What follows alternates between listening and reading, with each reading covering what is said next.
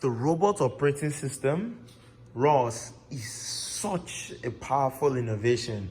And even though it's not an operating system, as it's not necessarily for managing hardware and software resources for a dedicated computer platform, such as, for example, Apple's Mac, Linux, and Windows. But it's a platform that can run on multiple actual operating systems that makes it easy for us to manage software for robots and sensors such as this Spartan altitude heading reference system and this R.O.S.E LiDAR. So with ROS, you don't have to worry about the nitty-gritties on how do you set up the driver, how you set up the software for controlling the specifics of this device. You don't have to write all the basically all the startup code and all the structural code needed. You can have some of the general reference code needed and simply set it up and begin your work.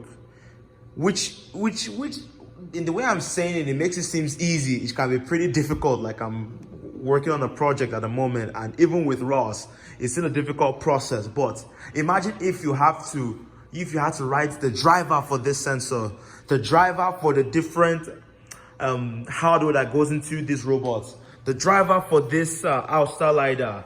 Is going to make your work significantly difficult, especially if it becomes redundant, as maybe it's like similar drivers for similar sensors. So because of ROS, certain processes have been standardized for different sensors and different accessories for robots and different robotic parts across the industry. And it makes it easy, or it makes it easier for one to begin robotic projects. Because let's say I want to work on a path planning algorithm for a robot and I need to set up some sensors and hardware.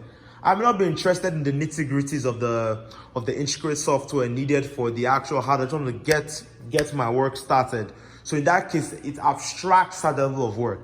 If you want to optimize the system for the robot, the hardware, and the sensors, then you can go deep dive into that and work on that.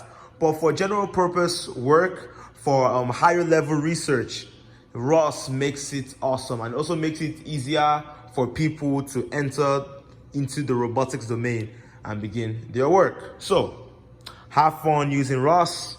I wonder when ROS 3 is going to come out. Who knows?